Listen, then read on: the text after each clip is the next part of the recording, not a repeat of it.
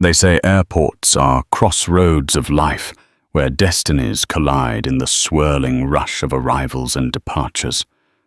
But sometimes, beneath the hum of engines and the echoes of final boarding calls, a drama unfolds that no one saw coming.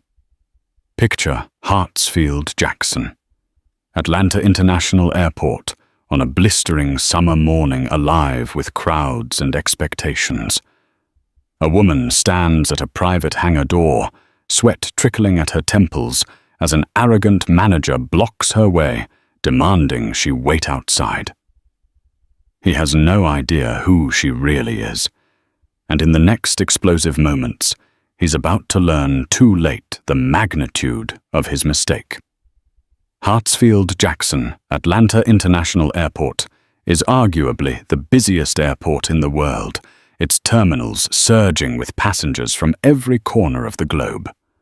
On a typical day, the building hums with layered melodies, flight announcements overhead, rolling suitcases against polished floors, and the rhythmic beeps of scanner machines. But it isn't just inside the terminal that stories unfold. Beyond the commercial gates and the clamoring throng of travelers, there's a quieter section reserved for private aviation, a place of secret deals, hush-hush transactions, and the wealthy few who can afford a private plane. On a scorching August morning, the tarmac shimmered beneath the relentless Georgia sun. A large Boeing 737 lumbered by after landing heading toward its assigned gate, but on the far side of the airport grounds lay a series of smaller hangars and FBO's fixed base operators. Their private jets gleamed in the sunlight bearing tail insignias from around the world. Limousines idled waiting for VIPs. Uniformed staff buzzed around fueling jets or unloading baggage. The faint smell of jet fuel mixed with the warm, heavy aroma of fresh tarmac. Standing under the shade of a high corrugated awning was Alexis Monroe, tall, poised, and undeniably elegant. She was in her late 30s, with skin the color of smooth mahogany and hair braided back into an intricate crown. Her eyes sparkled with determination and intelligence. Dressed in a fitted navy blue pantsuit that accentuated her long frame, she looked like she belonged on the cover of a business magazine. But this morning her expression was one of restrained impatience. Next to her, rummaging through a sleek leather briefcase, was Trent Bailey, her longtime friend and personal attorney. He adjusted his glasses and pulled out a sheaf of documents. "Just remember," Trent murmured, keeping his voice low. "We have a meeting with the FBO's operations manager in half an hour. If everything checks out, you can finalize the takeover. You'd be the official owner of this entire hangar and all its subleases." A faint smile crept onto Alexis's lips. "I've worked years for this moment," she said quietly. "Sometimes I still can't believe it." "Well, believe it," Trent said with a grin. "You've earned every bit of it." The decision to purchase a private aviation hangar at Hartsfield-Jackson was not made on a whim. Alexis had spent the last decade building a Fortune 500 logistics empire, specializing in cold chain transportation and specialized cargo shipping. Her success had brought wealth connections and influence. Yet she remained grounded by her humble beginnings, a once little girl from a gritty Atlanta neighborhood who had grown up watching planes overhead, dreaming of the day she'd soar beyond the limitations that once confined her. She had arrived at the smaller private airplane gate near the prospective hangar she was about to take over, expecting a brief introduction to the local staff. However, the manager she was supposed to meet, Brandon Fitzgerald, was nowhere in sight. The clock was ticking, and Alexis wasn't one to tolerate delays, especially on a day as critical as this. But for the moment, she was satisfied to wait with Trent, certain her day was about to take a positive, life-changing turn. She was right about life-changing, but not in the way she expected. Time dragged. After 20 minutes, no sign of Brandon Fitzgerald. Staff members and crew passed by the awning, occasionally glancing at Alexis and Trent with curiosity. A few recognized Alexis from business headlines. Her net worth had been a subject of speculation, and her philanthropic work in Atlanta was widely applauded, but no one approached. A black SUV finally pulled up. Out stepped a tall, broad-shouldered man in his mid-40s, wearing dark aviator sunglasses. His hair was cropped short, and his posture exuded confidence, verging on arrogance. He scanned the lot and seemed displeased by the intense sun. That must be Brandon, Trent noted, tucking away the documents. Finally, Alexis muttered, stepping forward to greet him. Brandon removed his sunglasses and took one sweeping look at Alexis before shifting his gaze dismissively to Trent. His entire demeanor screamed impatience. "Excuse me," Alexis said politely. "Mr. Fitzgerald?" He looked back at her, brow furrowed. "Brandon Fitzgerald?" "Yes," he said curtly. "And you are?" "Alexis Monroe," she replied, holding out her hand. He didn't accept it. Instead, he lifted his chin in a near challenge. "You the new hire? Or are you waiting for someone?" he asked. Trent opened his mouth to speak, but Alexis placed a gentle hand on his arm to hold him back. There was no need to cause a scene. She decided to be straightforward. "I have a meeting with you," she said. "We spoke on the phone last week about I talk on the phone with a lot of people." Brandon interrupted brusquely. He adjusted the collar of his crisp white shirt, flustered by the heat and the nuisance of meeting strangers he hadn't carefully vetted. "But if you don't mind, Miss Monroe, I have a very busy schedule. So if you're here for a pilot or staff position, you can wait inside with the others." Something prickled inside Alexis, an echo of all the times she had been dismissed due to her skin color, her gender, or the combination of both. She squared her shoulders and kept her tone even. "I'm not here to apply for anything," she clarified. "I'm here because we have a scheduled meeting about the property. I believe you wanted to discuss the lease terms and staff transitions." Brandon's expression darkened with a flicker of irritation. He glanced at Trent as if hoping for some explanation. Trent simply met his gaze evenly, his posture calm but firm. "There must be a misunderstanding," Brandon finally said. "I'm expecting the new investor some top-level buyer from out of state.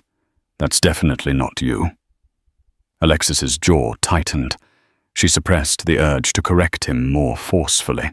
"Well, she said the new investor is from right here in Atlanta, and I am who you're expecting." Brandon uttered a short, humorless laugh. I doubt that he said, crossing his arms. "Listen, there's a lounge inside the main building. Why don't you wait there? I have real business to attend to." He turned away, signaling the conversation was over. Trent bristled. "Excuse me, Mr. Fitzgerald." "But—" Brandon's voice crackled with impatience. "Ma'am, sir, whoever you are, this is a restricted area. If you're not staff or an authorized visitor, you can't just wander around." The manager rummaged through his smartphone. "I have a call in 2 minutes with someone who claims to be the prospective buyer. She's apparently a big shot. So if you don't mind," with a dismissive wave, he gestured for them to move away, as though scolding misbehaving children. It was a direct affront, and Alexis felt her pulse hammer in her veins. She inhaled, reminding herself not to lose composure. "Let's go inside," she said quietly to Trent. "We'll see how far his ignorance takes him." For a moment, Trent looked ready to lash out. But Alexis's calm presence steadied him. Together they walked toward the nearby building, a small administrative office that served the private hangars. As Alexis stepped through the door, she sensed the eyes of staff watching her. She'd been subject to prejudice before, but the feeling never got easier to endure. This time, however, she had a trump card in hand, and Brandon's humiliating dismissal would not go unanswered. Long before Alexis Monroe stood poised to buy a private aviation hangar at one of the world's busiest airports, she was a spirited girl growing up in a modest two-bedroom house in southwest Atlanta. Her mother, Clara Monroe, juggled 2 jobs cleaning offices early in the mornings and serving in a diner by evening. Alexis's father, a truck driver, spent long stretches on the road, sending back what money he could. Despite these hardships, the Monroe household was rich in love, laughter, and ambition. One day Alexis was 12 years old, perched on the crumbling curb outside her home, gazing at the flight path overhead. Planes roared above, descending toward Hartsfield-Jackson.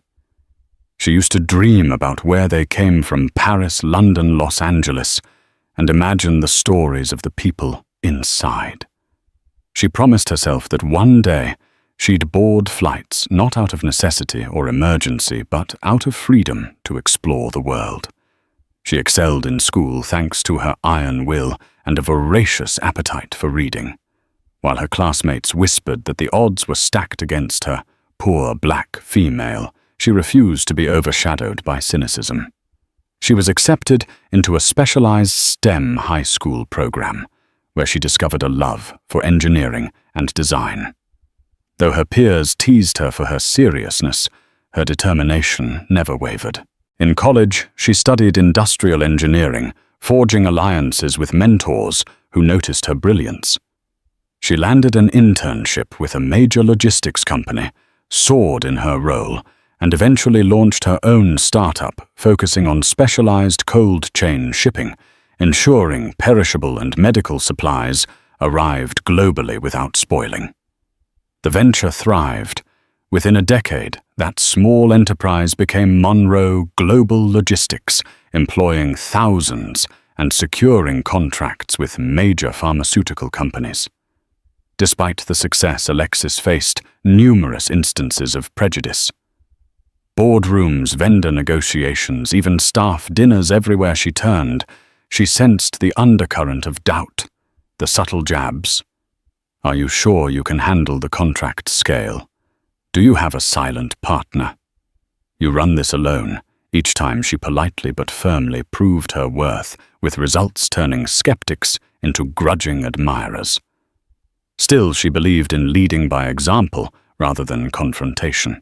She used her growing influence to establish scholarships for disadvantaged youth, especially focusing on women of color who aspired to enter STEM fields. Over time, her philanthropic efforts and savvy business acumen earned her appearances on business magazine covers. She frequented panels about women's leadership and minority-led entrepreneurship. Yet, at her core, she remained the little girl from southwest Atlanta who looked at planes with wonder. Her love for aviation never waned. She took private pilot lessons in her late 20s, eventually earning her pilot's license. Still, she had bigger dreams to own and manage an aviation hub that catered to private and corporate flights, bridging her logistics empire with the heart of global air travel. The opportunity presented itself at Hartsfield-Jackson when an established hangar operator decided to sell. Alexis, flush with success, jumped at the chance. She outbid other investors, most of whom assumed a different buyer would win. But behind her confident smile was the memory of every dismissive comment, every raised eyebrow, every "Are you sure?" fueling her unwavering determination. As Alexis and Trent entered the small administrative office, the air conditioning offered immediate relief from the sweltering heat. The receptionist, a young woman named Kelly, greeted them with a friendly smile. She recognized Alexis from a recent interview on a business network, but hesitated, uncertain if she should mention it. "Good morning," Kelly said. How may I help you? Alexis smiled politely. We're here to see Mr. Fitzgerald. Kelly nodded, glancing at the schedule. He's in a call right now. May I ask what this is regarding? Before Alexis could respond, Brandon Fitzgerald himself stormed in, phone still glued to his ear. He ended the call abruptly upon seeing them. You again? He barked. He gave Kelly a pointed look. I told you, Ms. Monroe, the person I'm meeting is scheduled to arrive any minute now. I just spoke with her staff. Trent's lips parted in surprise. He looked at Alexis questioningly. Alexis raised an eyebrow. It seemed Brandon had no clue the staff he spoke to was likely someone from her own company, using the official signatory name A. Monroe Holdings. Perhaps they had referred to her more formally, causing Brandon's confusion. Brandon turned to Kelly. Did Ms. Thompson from A. Monroe Holdings call Kelly checked her computer? Yes, sir. She confirmed Ms. Monroe's arrival. So I believe. He waved Kelly off. Keep me updated, he snapped, and then stared at Alexis and Trent. I'll ask you one last time to wait outside or in the lounge. You're cluttering our administrative area. A flicker of anger shot through Alexis's eyes. She stood her ground. This is an official meeting, Brandon, she said, using his first name. If you would just listen. He grunted. Yeah, we'll see about that. And stormed deeper into the office corridors, leaving her standing there, stunned by the outright rudeness. Kelly was mortified. I'm so sorry, she whispered, leaning in. He's usually not this aggressive. I don't know what got into him. It's quite all right, Alexis said, a gentle but firm edge to her voice. We'll wait here for a little while longer. In the corner, Trent tapped out a text message to Ms. Thompson, Alexis's executive assistant, asking her to confirm they'd arrived. Alexis had no intention of chasing Brandon around the office begging for a meeting. She was the investor after all. Sooner or later he'd realize it.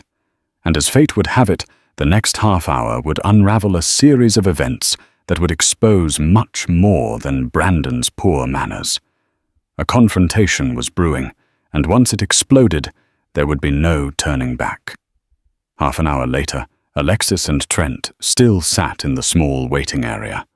Kelly offered them water, coffee, and refreshments, which they politely declined. The hum of conversation filtered through the corridor as staff members chatted about flight schedules and fueling logs. Every so often, the name Monroe drifted into earshot, followed by hushed tones. News was spreading, though no one seemed certain of the details. At last, Brandon returned. He stiffened when he saw Alexis and Trent calmly occupying the chairs. His expression was a mix of confusion and aggravation. You're still here, he demanded. We are, Alexis answered, standing up. She refused to shrink under his condescending glare. And we're not leaving until we've had our meeting. He gave a half scoff, half laugh. Well, that's going to be a problem, because as I said, I'm meeting with the new owner soon, and I don't have time for just then. Kelly stepped forward, her eyes wide. Mr. Fitzgerald, Ms. Thompson, from A. Monroe Holdings, just called to say Ms. Monroe is in our lobby. She glanced nervously between Alexis and Brandon. That means... Brandon shot her a warning look. I know what it means. He turned to Alexis, suspicion dawning. What kind of joke is this? Trent stood next to Alexis, arms folded in a protective stance. No joke, he said coolly. My client, Ms. Alexis Monroe, is the official buyer. She has full ownership rights as soon as the last round of paperwork is signed. The wave of realization that washed over Brandon's face was almost comedic.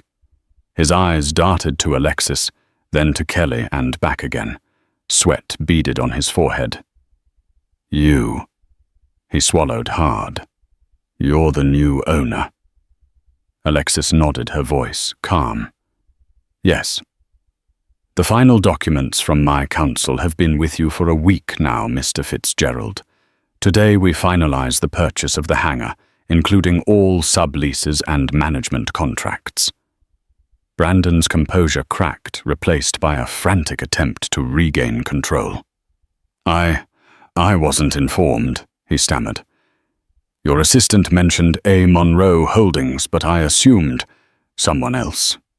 I apologize if there's been any confusion." His sudden shift in tone was jarring. Gone was the blustering bravado. In its place was a man fighting panic, realizing he might have offended the very person who would soon become his boss. Yet a flicker of resentment lingered in his eyes, as though unwilling to fully concede that Alexis could be the real decision-maker. Trent glanced at Alexis, who returned a cool, unwavering stare. "Confusion can happen," she said, deliberately, choosing a measured response. "But let's be clear, I'm not here to be disrespected. Shall we move to a conference room?" Brandon hesitated, glancing around to see if any staff were watching. Kelly had discreetly busied herself with paperwork, though it was obvious she was listening intently. In a muted voice, Brandon nodded. "Of course. Follow me," and led them down the hallway into a modest conference room. Inside the conference room, Alexis took a seat at the head of the table with Trent to her right. Brandon fumbled with a stack of papers, his demeanor painfully awkward as he tried to appear professional. "Shall we begin?" Alexis asked, raising an eyebrow. Brandon cleared his throat, forcing a tight smile. "Yes, Ms. Monroe. I have the documents here. There are a few minor issues to discuss regarding existing staff and certain operational protocols. We can go over those line by line." Trent opened his briefcase, retrieving their own copies. Alexis allowed Brandon to drive the conversation, carefully watching him for signs of sabotage or resentment. The tension crackled in the air like a muted electrical storm. As Brandon rattled off the details about staff rosters, reassignments, and hangar maintenance, Alexis's mind drifted. She couldn't shake the image of him standing outside, dismissing her out of hand, telling her to wait outside as though she were an unwelcome intruder. This was the type of discrimination she had battled her entire life. Even now, as a self-made millionaire with the power to purchase an entire hangar, some people failed to see past her skin color and assumptions. Finally, Brandon paused, tapping a paragraph on his document. "The only critical point here is that staff must be notified at least 30 days before any significant managerial changes. So if you plan to replace me, Ms. Monroe, you'll need to follow that protocol." He said it with a sneer, as though challenging her. Alexis locked eyes with him. "I've made no decisions about staffing changes yet," she said calmly. "My intention is to ensure a smooth transition. Those who do their jobs well have nothing to worry about." Brandon's nostrils flared as he tried to hide his unease. Clearly he was bracing for the worst likely termination. Yet Alexis didn't want a short-sighted move. She believed in fairness, even if Brandon had shown her little respect. Replacing a manager at a busy airport hangar wasn't a trivial task. It demanded someone experienced with complex aviation logistics. "We need to schedule a meeting with all your direct reports tomorrow," Alexis added. "I want to introduce myself and hear any concerns." Brandon tried to keep his voice steady. "That should be fine, Ms. Monroe." Before anyone could say more, Kelly knocked lightly on the door. "Sorry to interrupt," she said, poking her head in. "Ms. Monroe, Ms. Thompson just arrived. She's in the lounge with the notary." "Great," Alexis said, rising to her feet. She shot Brandon a meaningful look. "Let's finalize these documents, Mr. Fitzgerald." He stood as well, though his posture was rigid. Of course. In that moment, Alexis felt a potent mix of relief and lingering frustration. The day she had dreamed of was finally here. She'd own a key piece of infrastructure at her hometown's international airport.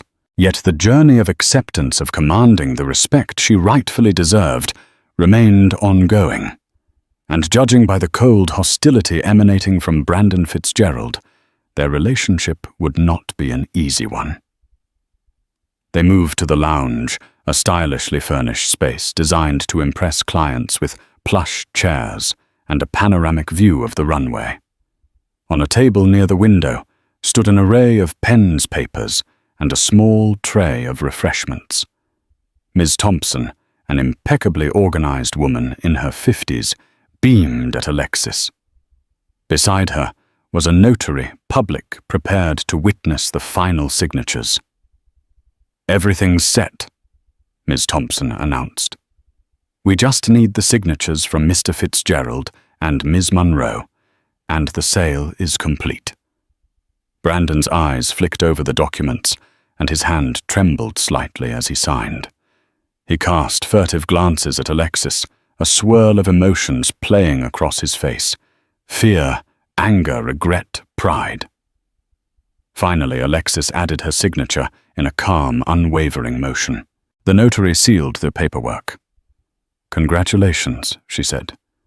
"You're officially the new owner."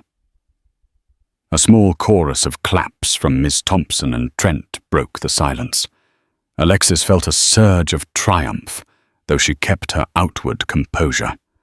This was a victory not just for her, but for every barrier she'd shattered along the way.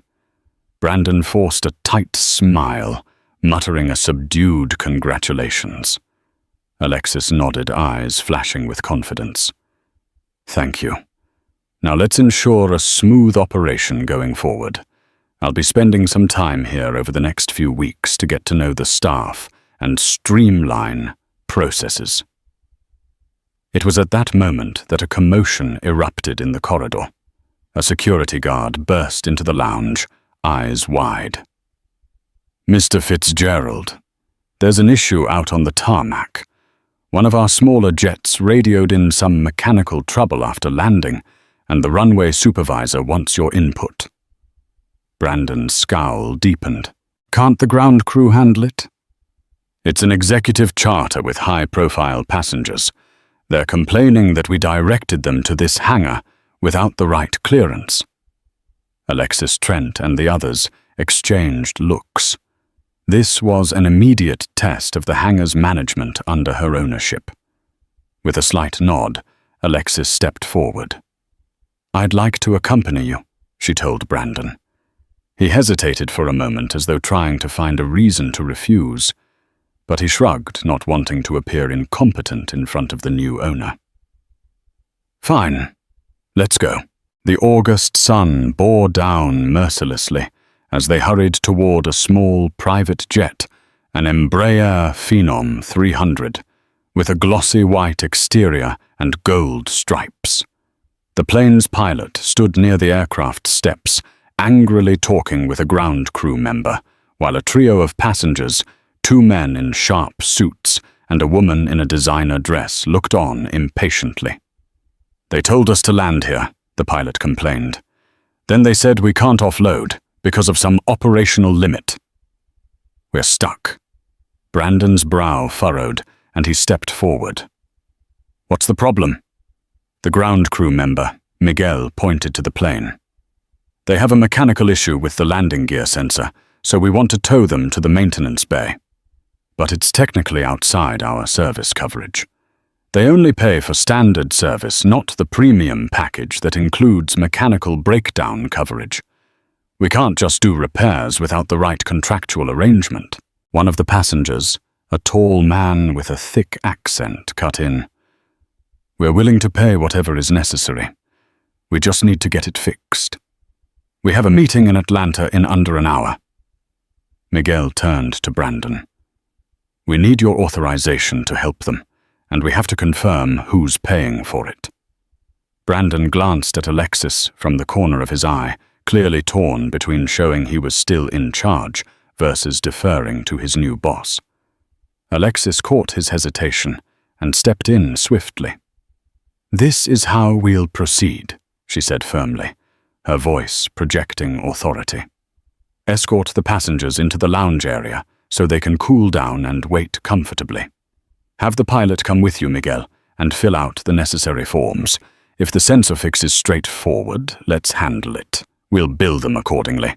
The last thing we want is disgruntled clients or negative press about a new management takeover." Brandon's eyebrows shot up at her competence.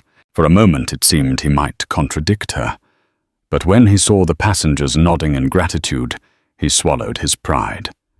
"Yes, do that," he finally said, echoing Alexis's instructions. "Quickly."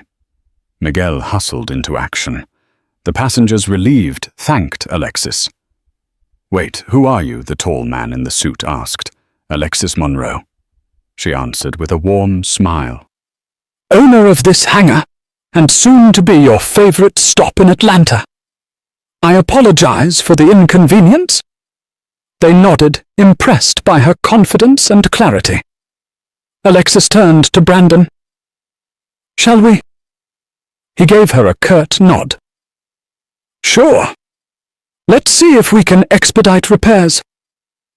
As they walked, Trent, who had followed quietly, shot Alexis an approving grin. She had handled her first crisis with deft assurance, but behind the success of that moment, tensions between her and Brandon simmered beneath the surface, ready to boil over. 2 days later, Alexis returned to the hangar's administrative office.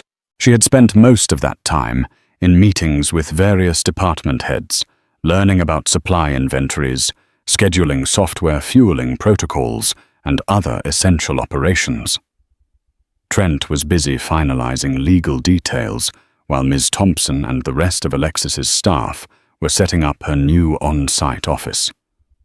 Brandon Fitzgerald had been uncharacteristically subdued, but Alexis sensed it was more of a forced politeness than genuine respect. She noted the subtle signs, the clenched jaw whenever she gave instructions, the frequent sidelong glares, his perfunctory compliance. He hadn't apologized for his initial rudeness, nor had he shown genuine enthusiasm for her leadership. Late that afternoon, Alexis decided to review the staff's HR files. She wanted to understand the structure of the workforce, how they were hired, and whether the hangar was operating under fair labor practices. She took a seat in Brandon's office, vacant at the moment, and began scanning the digital files. Half an hour into her review, she stumbled upon something that made her frown, a suspicious pattern of frequent turnover among certain employees in the fueling department. She dug deeper, noticing that employees of color, especially women, had a much shorter average tenure and had left under questionable circumstances. Some indicated they were fired for performance issues that weren't detailed, while others had apparently quit due to personal reasons. A cold knot formed in Alexis's stomach. She was familiar with that code language from her own career. People from marginalized groups often faced harassment, under-the-table discrimination, and eventually left with vague paperwork that masked the real issues. She scrolled through the notes. Employee number 1. Terminated after repeated tardiness. Employee number 2 resigned abruptly after conflict with manager. Employee number 3. No explanation given. File incomplete. Even more striking was the pattern. Each of these individuals had filed at least one informal complaint about a hostile work environment. Yet there was no official record of any follow-up or investigation. The manager signatures for all these files, Brandon Fitzgerald. Rage and sadness churned in Alexis. This was deeper than just a rude first impression.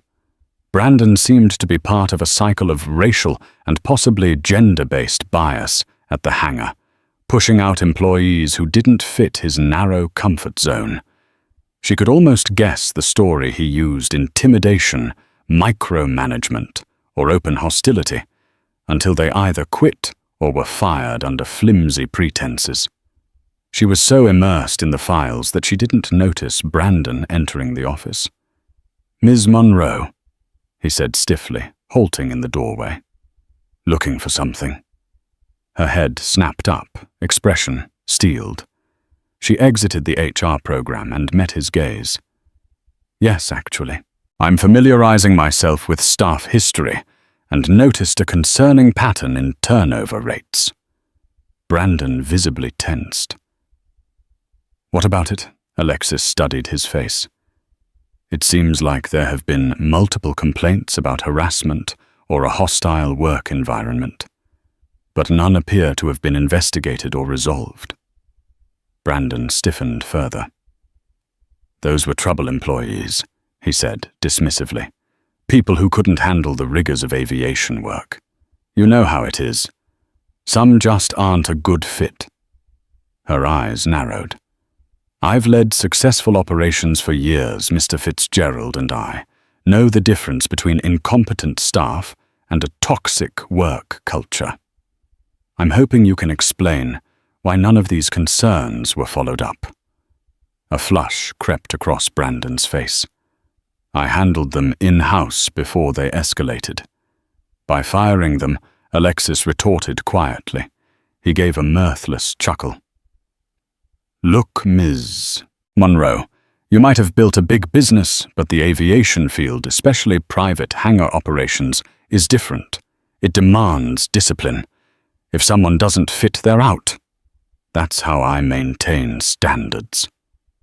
His insinuation questioning her experience was crystal clear. Alexis felt her frustration spike. "Discipline is one thing," she said icily. "Discrimination is another. I won't allow toxic practices under my ownership. We'll be conducting a thorough HR audit. I expect full cooperation." Brandon's jaw twitched. "Fine," he ground out. "But you'll see everything was by the book." Alexis rose from the chair, gathering her belongings. "Then you should have nothing to worry about." She brushed past him, fully aware their conflict was now more than personal. It had become an ethical battle over workplace fairness. Later that evening, Alexis called Trent and summarized her findings. He agreed that an external HR consultant should be brought in to investigate. The plan was set in motion. Alexis wouldn't tolerate a manager who marginalized others, especially when she had spent her life fighting those very prejudices. She'd handle him with facts, data, and the undeniable truth. The next week was a whirlwind. An external HR consulting firm arrived, quietly conducted interviews, reviewed files, and made discreet inquiries. Rumors spread through the hangar. Some employees were visibly anxious, while others looked relieved, grateful that someone was finally shining a light on the workplace dynamics. Brandon put on a facade of cooperation, but Alexis caught the seething resentment in his eyes whenever she passed him in the hallway. She had set up a temporary office near the main administrative area, determined to be hands-on until the dust settled. One hot afternoon, Alexis was alone in the staff break room, grabbing a bottle of water from the fridge when Brandon walked in. No one else was around. The air felt thick with unspoken tension. "What are you doing here?" he asked bluntly. She turned, eyebrows raised. "Getting water," she said deliberately, undercutting his aggressiveness with a calm demeanor. He took a step closer. "You know what I mean." She met his stare, refusing to back down. "I own this hangar. I'll be here as often as I deem necessary." He exhaled sharply, looking torn between rage and desperation. "This used to be a place where I called the shots. People listened to me. They respected me. But ever since you showed up, everything's changed." "Respect is earned, Brandon," Alexis said quietly. It's not demanded. And from what I've seen, you confuse fear with respect." He laughed bitterly. "What would you know about managing an aviation facility? You might have money, might have built a corporation, but you don't know the first thing about how this place runs, and now you're turning everyone against me." She squared her shoulders. "No one's turning against you. Your own actions are catching up to you. If you've overseen discriminatory or hostile practices, you're responsible for that. Not me. And I do know something about aviation. I'm a licensed pilot and have significant experience in cargo logistics." He stared at her, disbelief and indignation swirling on his face. "Fine. Do what you want. Fire me if that's what you came for." Alexis's expression remained composed. "If that's what's necessary for the well-being of this hangar, then yes. But the investigation will show if that's the case." For a moment, they stood in silence, the faint hum of the soda machine, the only sound. Brandon's lips curled. "You're not just taking my job," he hissed, voice dripping venom. "You're destroying everything. I've worked my entire life to get here. And then you walk in with your checkbook." Anger flared in Alexis. "You can't lay your failures at my feet. I earned my right to be here. I'm giving you a chance to prove yourself, but you insist on seeing me as the enemy. That's on you." Before he could respond, the break room door opened and 2 staff members walked in, conversation dying as they saw the tension in the air. Alexis picked up her water bottle and stepped away. "Excuse me," she said, softly, heading for the door. As she left, she heard Brandon mutter curses under his breath. Within 2 weeks, the HR consultant delivered a preliminary report. Alexis and Trent, along with Ms. Thompson, reviewed it in a closed-door meeting. The findings were damning. Multiple employees reported discriminatory comments, microaggressions, and a pattern of intimidation led by Brandon Fitzgerald. One former staffer, a talented aircraft mechanic, had written a detailed account of being bullied out of her job after she reported racism from a co-worker. Another staffer had kept a record of hateful remarks scrawled on her locker. All of these complaints had gone ignored or were dismissed as misunderstandings by Brandon. The final recommendation was clear.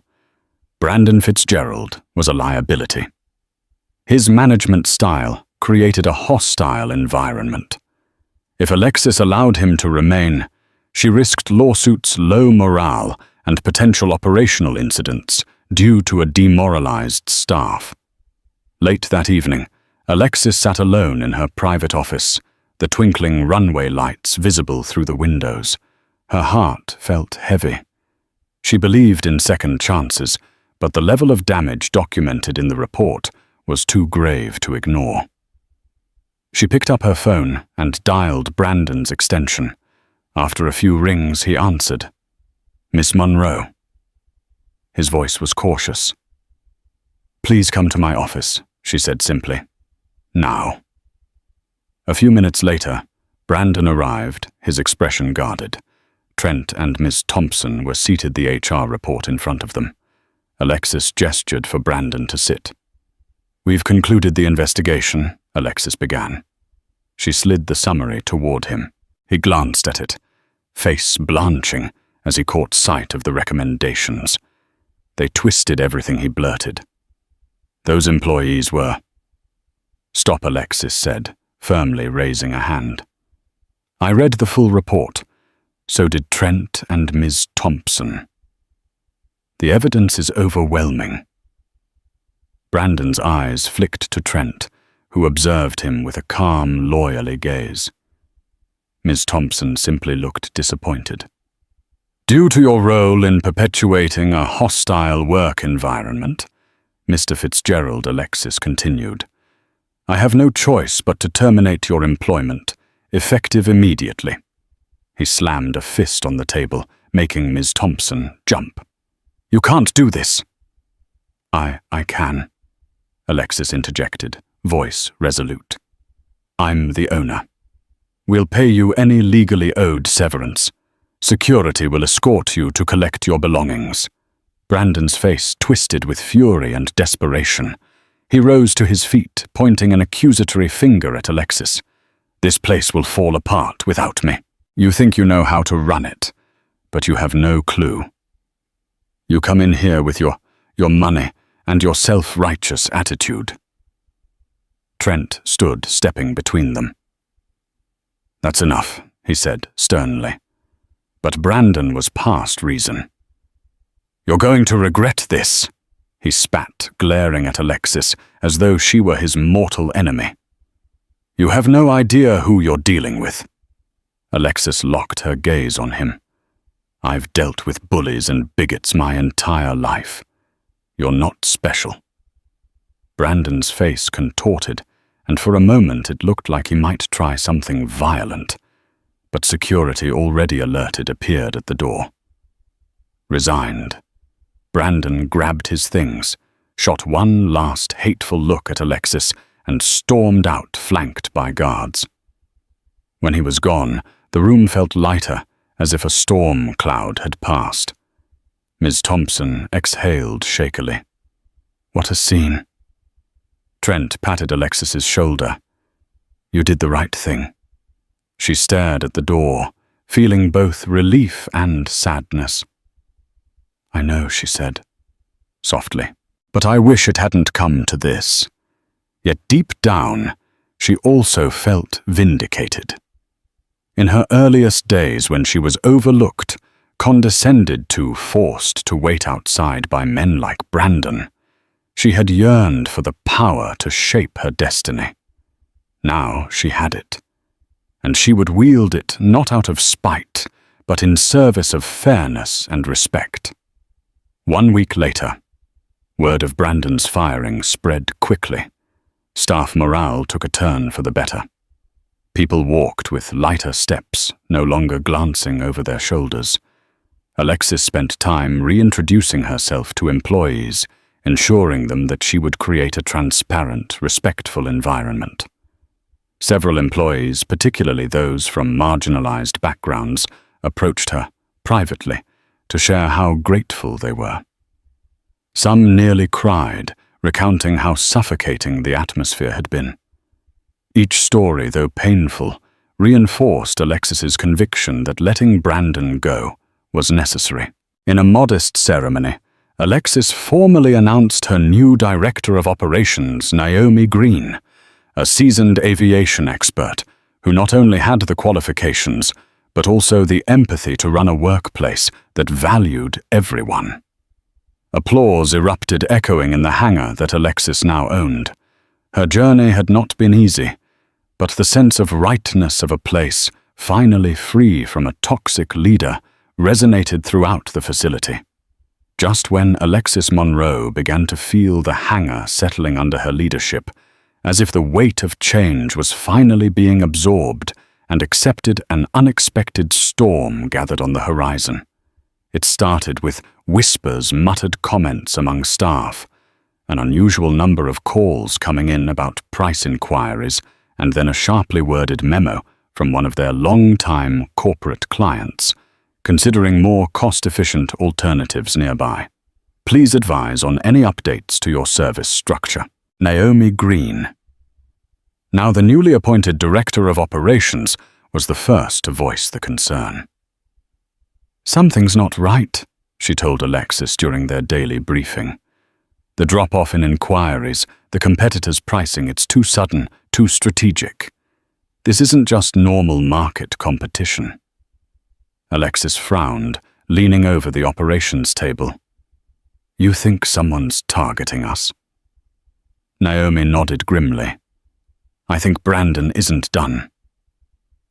It didn't take long to confirm. Through a trusted industry contact, Alexis learned that a rival aviation firm was rapidly constructing a new private hangar facility just 10 miles outside Atlanta. The twist: it was being spearheaded by an anonymous investor. but paperwork revealed the name B. Fitzgerald listed as a consultant, Brandon Fitzgerald. The same man she had fired for perpetuating a hostile work environment was now working with a shadowy backer from the Northeast, an old money magnate with ties to cutthroat real estate and a grudge against modern corporate ethics. Their plan was clear: launch a rival hangar, undercut Alexis's pricing, and siphon her clients. The betrayal stung not because of Brandon's vendetta, she had expected that, but because he was so willing to sabotage everything, including the safety standards of aviation, just to see her fail. Rather than panic, Alexis got to work. Her first move was outreach. She personally called every top-tier client, not delegating the task to assistants or managers. "I want you to hear this from me," she told them. "We are aware of new competitors, but we don't cut corners and we don't gamble with safety. Our standards remain sky-high, and so does our dedication to you." The sincerity of her words, combined with her reputation for transparency and excellence, reassured many clients. Still, some smaller accounts began to trickle toward the rival. After all, cheap fuel and maintenance held appeal until something went wrong. And it did. Less than a month after Brandon's rival hangar opened, an incident shook the aviation community. A mid-sized private jet had to make an emergency landing after suffering engine failure caused by faulty maintenance. The mechanic assigned to the jet had neither the certifications nor the hours logged to handle that class of aircraft. A client was nearly killed, and lawsuits erupted overnight. The press descended like vultures. Cut-rate hangar. Nearly causes disaster, screamed the Atlanta Journal-Constitution. Photos of the scorched runway circled social media, along with angry statements from former clients. Meanwhile, at Alexis's hangar, calm reigned. That same afternoon, reporters showed up outside her facility gates, begging for a comment. Alexis could have gloated. She could have said, "This is what happens when you follow a bitter man off a cliff." But she didn't. Instead, she gave a brief press statement that went viral for all the right reasons. "We are deeply saddened to hear about the incident. Our thoughts are with the crew and passengers involved. If there's anything we can do to help, resources, technical assistance, even temporary housing for displaced flights, we're here. Aviation is about trust, and every facility has a responsibility to honor that." Her calm compassion stood in stark contrast to the chaos Brandon's team had unleashed.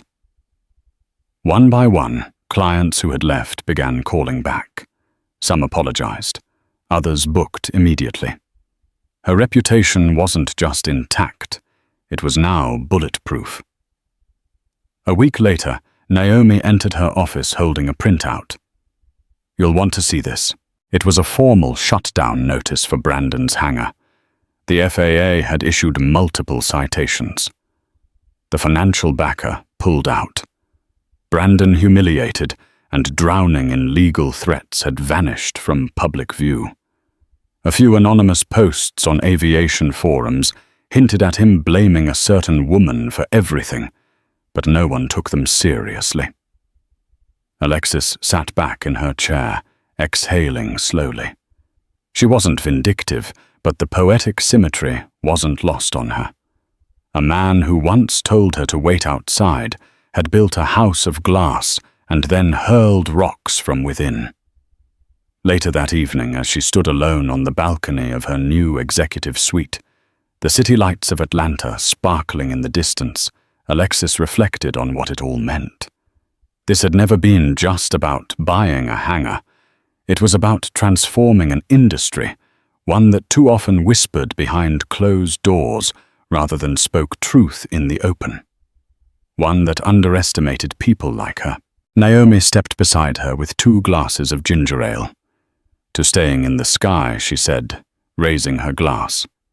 Alexis smiled, and never letting the ground pull you back. Their glasses clinked beneath the roar of an incoming jet, overhead a sound Alexis would never stop loving. She had survived the test. No, she had flown through it, and the sky was still hers. With Brandon Fitzgerald disgraced and the rival hangar operation collapsing under the weight of its own negligence, peace finally returned to Alexis Monroe's world, or at least a version of it. But even in victory, Alexis understood something few people ever learn, that triumph isn't always loud. Sometimes it's quiet. Sometimes it walks on soft feet, looks you in the mirror, and simply nods. The hangar now thrived. Corporate jets rolled in daily transporting executives, entertainers, dignitaries. The lounge bustled with travelers, the once tense air replaced with laughter conversations and the low hum of productivity. Staff who had once walked on eggshells now strode with purpose. There were new hires, many of whom had been overlooked elsewhere, and returning faces who had previously fled Brandon's toxic rule. The air of tension that used to cloud the facility had lifted as if someone had finally opened the windows after a long, stifling storm. And Alexis. She remained at the heart of it all, not just as the owner, but as a visible, steady leader. On one particular morning, nearly 2 months after her first standoff on the tarmac, Alexis stood in almost the same spot. The Georgia sun beamed overhead, but instead of feeling oppressive, it felt like a spotlight shining on all she had built. Staff passed by, greeting her warmly. "Morning, Ms. Monroe. Thanks for backing us. You made this place better." Each comment, no matter how casual, was a small beam of light. Each smile was a reminder that leadership wasn't just about decisions and capital. It was about courage, empathy, and showing up day after day. She spotted Naomi by the fueling bay clipboard in hand, giving directions to 2 technicians. Naomi looked up, caught Alexis's eye, and offered a subtle nod. It was their silent language now. Things were running, and they were running right. That afternoon, Alexis left the airport grounds and returned to where her story had begun, not as a mogul or media personality, but as a curious little girl sitting on the curb of her southwest Atlanta neighborhood, watching planes pass overhead. This time, she wasn't watching. She was speaking. The after-school program she funded had invited her to speak to a room full of girls aged 10 to 16, most of them black or Latina, all bright-eyed and eager. They didn't care about stock portfolios or real estate. They wanted to know how. How did you know you could do it? Weren't you scared? What do you do when people say you're not good enough? Alexis didn't give them a business lecture. She gave them stories. She told them about her mother, Clara, who used to clean offices before sunrise and serve diner burgers until her knees ached. About her father, who missed birthdays while hauling freight across the country just to keep the lights on. About the scholarships, the rejection letters, the teachers who underestimated her, and the ones who didn't. She spoke about dreaming big and being underestimated bigger, about being told to wait outside, about the fire that burned in her chest that day, not out of rage, but out of knowing. Knowing that one day she wouldn't knock on doors. She'd build them. The girls leaned in, hanging on every word, and as Alexis finished, she could feel it. Something deeper than applause. A spark. A girl in the front row whispered, "I want to fly too." Alexis knelt beside her and said, "Then don't stop running toward the sky." Later back at the hangar, Alexis returned for one final walk-through. The evening crew had just clocked in, and the staff lounge buzzed with friendly chatter and late dinners. She walked the wide corridors, past polished floors and humming machines, the entire facility now a living rhythm under her guidance. As she passed the security checkpoint, a young mechanic looked up from his clipboard. Working late again. Ms. Monroe. Just checking things, she replied with a soft smile. He hesitated. Thanks for giving us a voice. She paused. Thank you for trusting I would. He gave a grateful nod and returned to his checklist. Moments later, Naomi found her standing near the hangar's glass-paneled wall overlooking the runway. We just booked a maintenance contract with a VIP charter company, Naomi said. 3-year deal. They said they trust us more than anyone else now. Alexis smiled faintly. Trust. That's everything.